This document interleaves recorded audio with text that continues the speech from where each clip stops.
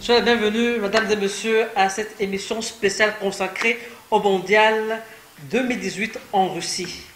Vous êtes sur la bonne chaîne, la chaîne de la culture C+ TV, qui a l'honneur de vous présenter le mondial avant son début, qui démarre déjà demain.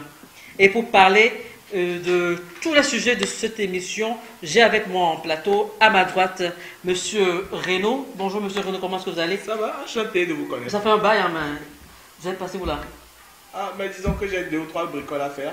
Ça fait longtemps, mais essayez de couper un peu les cheveux, hein, ou bien? On verra. Ok, d'accord. À ma gauche, on a Monsieur Diallo, le plus togolais des Guinéens. Il paraît Oui, dire. bien sûr, enchanté. Ça? Ouais. Vous tenez d'accord, hein? Il n'y a pas de souci, ouais, on est là et on espère qu'il y aura beaucoup de monde pour cette émission. Ok, d'accord. Sans plus tarder, nous allons démarrer cette émission avec cette première partie. Il s'agira de faire un tour sommaire de la Russie, le pays hôte de ce mondial. Et je donne la parole à Monsieur Renaud. Oui.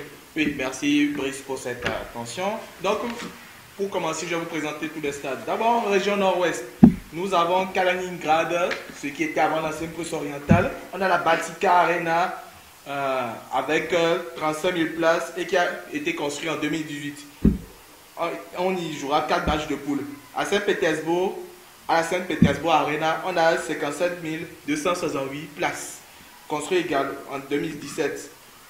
Lui, on y jouera 7 matchs, dont 4 de poule, 3 de matchs à élimination directe, dont les 8e, un demi et un match de 3e place. Au centre, à Moscou, on a la Spartak Arena, qui compte 42 759 places, construit en 2014.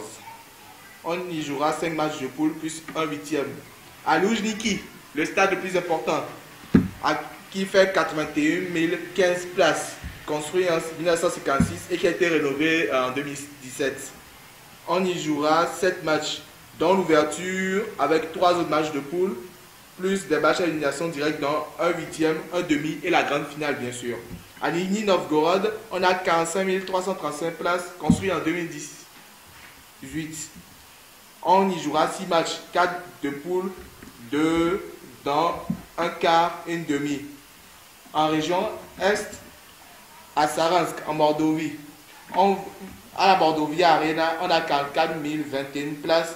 Ça a été construit en 2018. On y jouera 4 matchs de poule. Ensuite, on a Kazan, la Kazan Arena, avec 45 000 places, construit en 2018. On y jouera 6 matchs, 4 poules, un 8e et un quart. À Samara, la Samara Arena, qui compte 44 395 places, construit en 2018. On aura 6 matchs, 4 poules, un 8e et un quart. À Ekaterinbourg, Ekaterina Arena, qui a la particularité d'avoir cette tribune, surtout à l'extérieur, on aura 35 000 places. Il a été construit en 1957 et rénové en 2018. Je t'arrête pour un moment. Le stade de Ekaterinbourg. Il paraît que depuis l'hôtel, tu peux suivre le match, c'est vrai? Oh, c'est ce qu'il paraît, et que certains supporters même hésitent à y aller, mais entre nous, quand on démontrera ce stade, rappelez-moi de m'en donner, hein, comme ça on aura un terrain privé. Même pas, moi je vais réserver déjà ma place à Russie, hein, je pars ce soir. D'accord, ok, continue. Bien, au sud, par contre, à Volgograd, à la Volgograd Arena, on a 45 061 places. Construit en 2018, on y jouera 4 matchs de poule. À Rostov-sur-le-Don, à la Rostov Arena, qui compte 45 183 places. Construit en 2018, on y jouera 5 matchs de poule et un 8e. À Sochi, là où il y a eu les Jeux Olympiques, bien sûr. À l'Olympique Stadium, au stade olympique. Le fameux Jeux Olympiques. Ouais. On a 41 220 places. Construit en 2014 et rénové en 2017. On y jouera 6 matchs, 4 de poule, un 8e et un quart. Ok, merci beaucoup Renaud. Merci pour ce bref aperçu des stades, des 12 villes qui vont accueillir le stade. La particularité de ces stades, c'est que Moscou nous donne 2 grands stades, à savoir le Loujniki. Quelle est la particularité de cet écran? Qu'est-ce qui fait sa beauté? En fait, le terrain de Loujniki, c'est un terrain un peu particulier parce que du temps, surtout de l'Union soviétique, c'était le terrain où avaient lieu la plupart des représentations culturelles et sportives dans le temps. C'était The Place to Be, si vous préférez, le stade où il fallait être. Le même stade qui a vu l'essor de stars comme Lev Yashin, par exemple, ou Rinat Dassaev. Et là, il a été symboliquement rénové pour pouvoir accueillir cette Coupe du Monde. Il va d'ailleurs y accueillir le match d'ouverture et la finale, ce qui vous dit l'importance qu'il a. Ok, merci beaucoup Renaud. Et on continue toujours avec cette première partie. Quels sont les pays qualifiés? On a 32 équipes réparties en 8 groupes. Même parmi ces 32 équipes, on a les habitués, les revenants. Quelle est la particularité de ces pays qui sont présents au mondial russe? Quels sont les favoris de ces équipes qui poursuivent vraiment, réellement à la victoire? Monsieur Diallo, à vous l'honneur pour commencer à présenter les équipes. Qu'est-ce que vous réservez pour nous? Il y a quand même des surprises, hein, j'espère. Oui, bien sûr, il y a des surprises. D'abord, nous allons commencer par la Russie, entraînée par Stanislas Chevchov. Excusez-moi, mais vous savez, je ne suis pas habitué de la langue russe, donc avec ce nom, c'est assez compliqué. Donc, 70e au classement FIFA, la Russie. Donc, c'est elle qui ouvre le bal avec son match contre l'Arabie Saoudite. L'Arabie Saoudite, le 14 juin. Donc, les joueurs à suivre là-bas, c'est évidemment le Gaulier, Igor Akinfeev, et Alexander Golovin. C'est un milieu de terrain central. Il n'a que 22 ans, mais il est très prometteur. Donc, à part la Russie, nous avons bien sûr l'Égypte. L'Égypte, c'est. Alors, l'Égypte qui représente l'Afrique à ce niveau, dans ce groupe, qui est coaché par Hector Cooper, l'Argentin. Là-bas, nous sommes tous d'avis que Mohamed Salah est la star. Oui, finaliste de la dernière CAN. Voilà, qui a subi une prise de judo. Une prise de judo par Sergio Ramos. Sergio Ramos, tout à fait. Donc, selon ce dernier. Mais là, je pense qu'il est rétabli sur la présence. Oui. Mais c'est pas sûr qu'il joue joue le premier mais match. c'est entraîné la dernière fois. Donc ça peut aller. Mais c'est pas sûr qu'il joue le premier match. Mais bon, on espère. Parce que c'est l'Afrique. Donc, quel que soit les Maghrébins, on est tous derrière l'Afrique. Donc, pour finir, nous avons. Dans ce groupe, bien sûr, nous avons l'Uruguay, l'Oscar Tabarez. Attention, le fameux Suarez. Voilà. Mais attention, cette année, il n'y aura plus de. On espère que Suarez ne va pas répéter ses erreurs. Oui, puisqu'il n'y a pas l'Italien qui est l'ennemi, il n'y a plus là. Donc, voilà. Il va plus dégainer. En tout cas, c'est la star la plus attendue dans cette El Pistolero, bien sûr, oui. Pistolero, oui. En gros, voici dans le groupe A les équipes à suivre. Ok, merci beaucoup, merci Diallo. Nous allons passer à monsieur. Bienvenue. Monsieur Brice. Oui, comment Diallo, ça va? Ça bouge. Au bon vieux temps quand on était au lycée. Toujours avec les cheveux au point. Avec ta forme que tu continues de jouer au ballon. Je suis pas sûr. J'essaie de faire de mon mieux quand même. Mais depuis.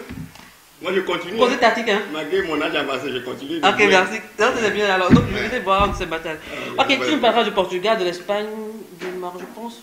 Oui, du Maroc, c'est ça. Ok, vas-y, je te donne Oui. la parole. Le Portugal, comme tout le monde le sait, a au sein de son équipe le ballon d'or Cristiano Ronaldo, amené par l'entraîneur Fernando Santos. Ce serait une très bonne équipe aussi à suivre, avec des joueurs comme Ricardo Quaresma, qui a évolué cette saison en Turquie. Il est toujours en forme avec ses buts majestueuses là. Donc il y a aussi l'Espagne de Sergio Ramos, le capitaine, et de Iniesta. Oui, pour l'Espagne, à la dernière minute, on a écouté une information qui nous dit que Julian Lopetegui vient d'être remplacé par l'ancien capitaine du Real de Madrid, à l'instar de Fernando Hierro, qui serait l'entraîneur pour la prochaine Coupe du Monde au niveau de l'Espagne. Mais on prie que ça ne soit pas quelque chose qui va... C'est 2 ans, mais bon, je pense qu'ils sont déjà préparés. Mais ça va aller quand même. Ouais. Il y a aussi le Maroc de Hervé Renard, un entraîneur très rusé, comme le dit son nom, Renard. Le renard est un animal rusé. Oui. Je ne sais pas pourquoi on a donné son nom, mais on attend de voir. Il y a les hommes de son nom quand même. Oui, le Maroc possède de bons atouts. Et l'autre là, Hakim Ziyech, il est au niveau de la Dias. Il y a aussi Mehdi Benassia, un défenseur très rugueux. Il y a aussi certains franco-marocains. Donc l'équipe du Maroc est une équipe aussi à suivre.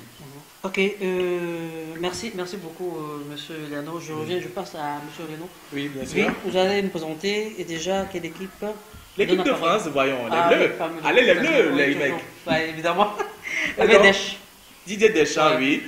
Pour capitaine Goloris, bon, tout le monde le sait, c'est une autorité publique, avec comme principal vedette Antoine Griezmann, le jeune et très prometteur Antoine Mbappé, et les très controversés Dembélé et Pogba. N'oublions pas. Ils seront donc basés à Moscou, principalement. Oui, surtout à Istra. Il paraît que leur camp de base est la plus calme du mondial. Choisi dans les 32 sélections qui sont présentes au mondial, c'est le plus calme Vraiment, c'est une spécialité, une spécificité choisie par les Français. Ils veulent rester vraiment au calme, préparer calmement tous ces matchs parce qu'ils espèrent vraiment remporter la Coupe du Monde. Hein.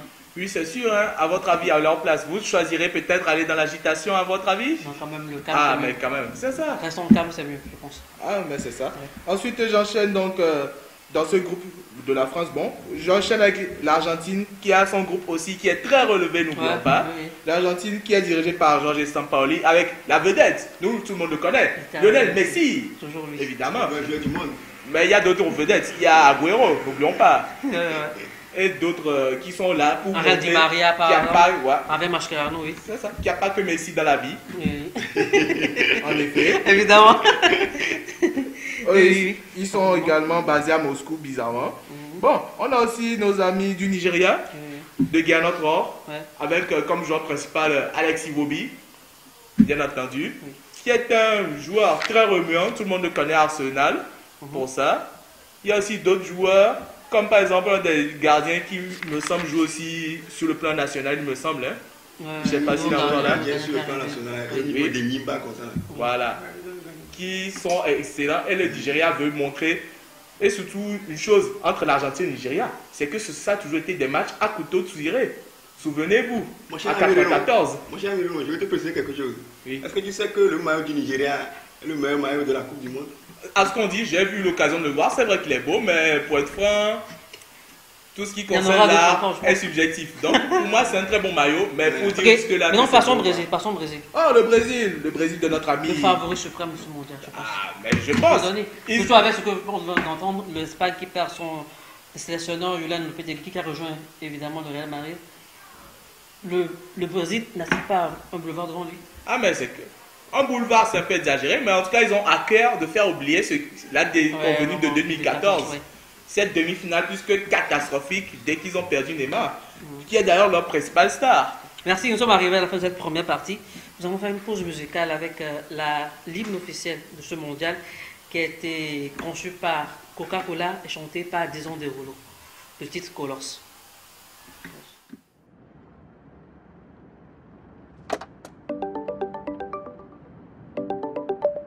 Hey, what up, boy? Yo, we about to slide to the other side of town and play a little football. You trying to come? I'm gonna be there in like 5 minutes. All right, cool. I'm gonna let the people know you slide. All right. For sure.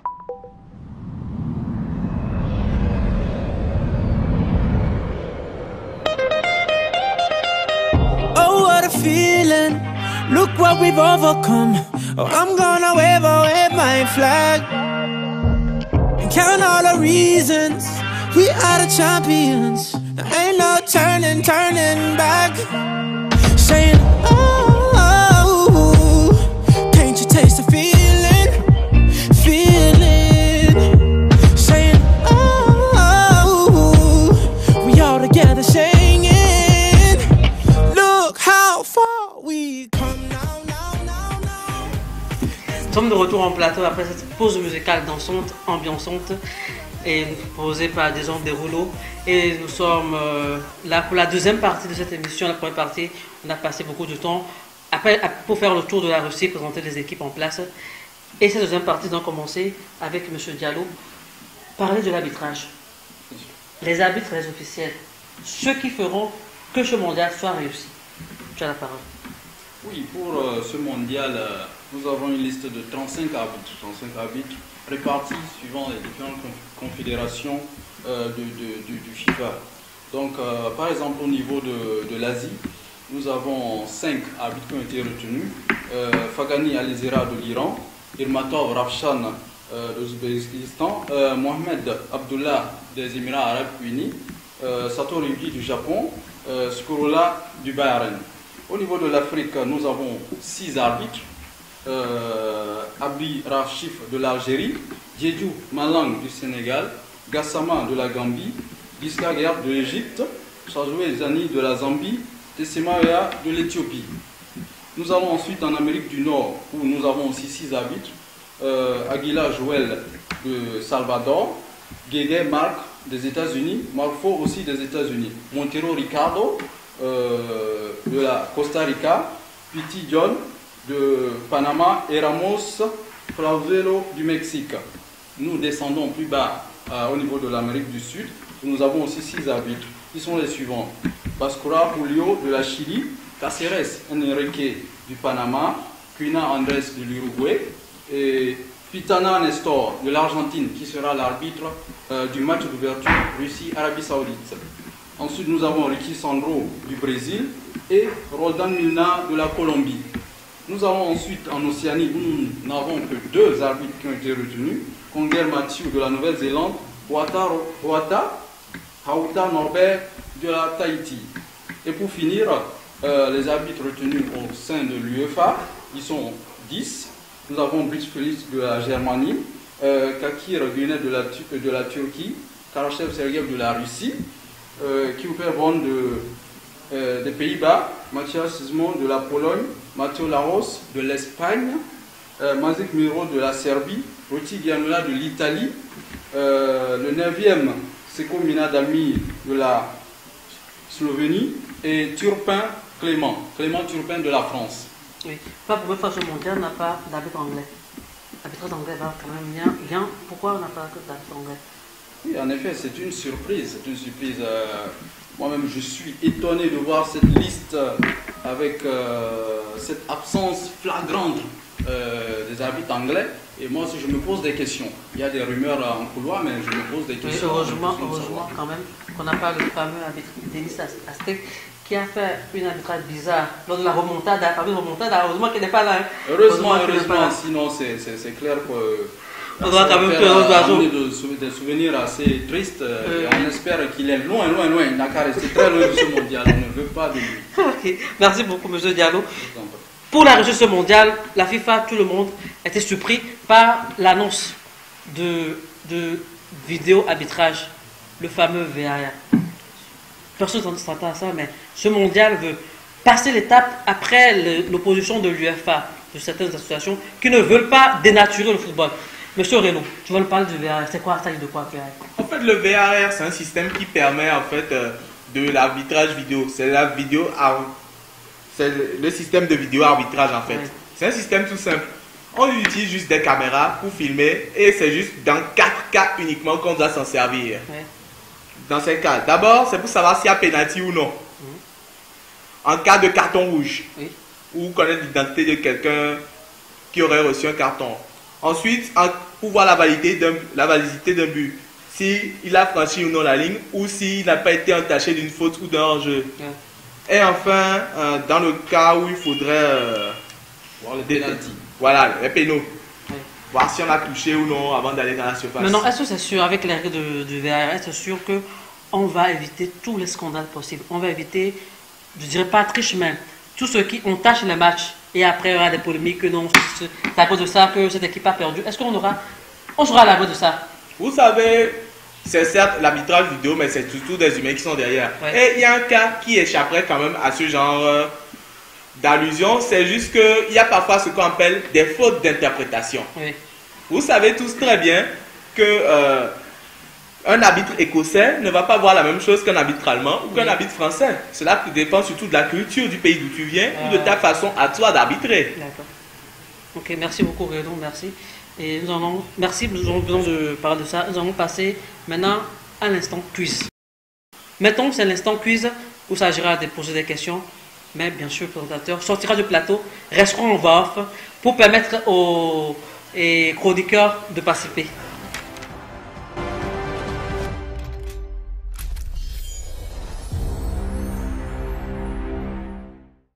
Quiz Russie 2018, nous avons 5 questions.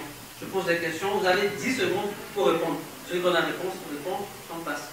Ok, première question. Dans quel palais prestigieux a eu lieu la cérémonie du tirage au sort de la phase finale? Oui. Le Kremlin. Bonne réponse, 10 points. C'est évidemment le Kremlin, ça a eu lieu le 1er décembre 2017. Deuxième question. Dans quel stade aura lieu le match d'ouverture du mondial 2018? Le stade Luzhniki. Bonne question, 10 points pour Diallo. Ça fait 10-10 pour Diallo et Renaud. Monsieur Léano, toujours à 0. Troisième question. Quelle grande nation de football n'a pas de représentant dans la liste des 36 officiels? L'Angleterre. Bonne réponse. Égalité parfaite. Quatrième avant-dernière question. Comment se nomme la mascotte officielle du mondial 2018?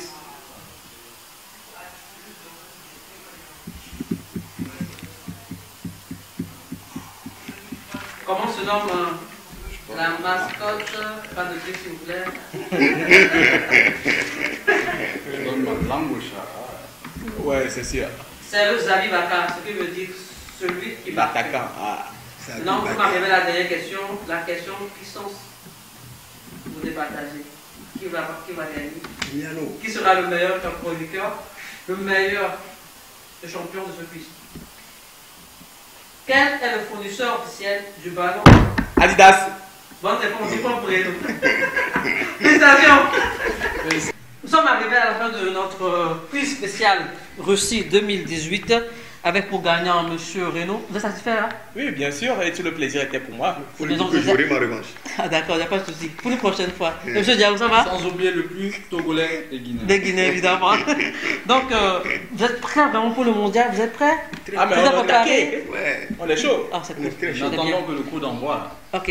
Donc, et nous allons prendre congé de vous. Nous sommes arrivés à la fin de cette émission spéciale dédiée à la Coupe du Monde Russie 2018 qui débarque demain avec pour match d'ouverture, déjà à 15h GMT, le match Russie-Arabie Saoudite à ne pas rater, hein, sur aucun prétexte.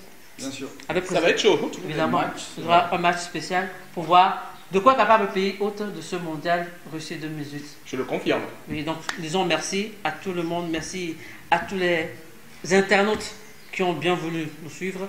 Merci aux cadreurs, merci aux réalisateurs, merci à tous ceux qui ont mis du sien pour que cette émission soit bien réalisée, soit meilleure. On vous dit à bientôt. Спасибо.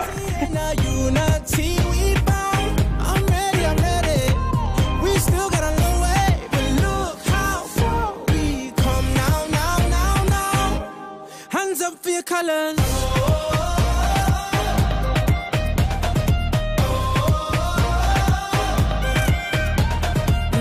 Ready the people, a new day has just begun.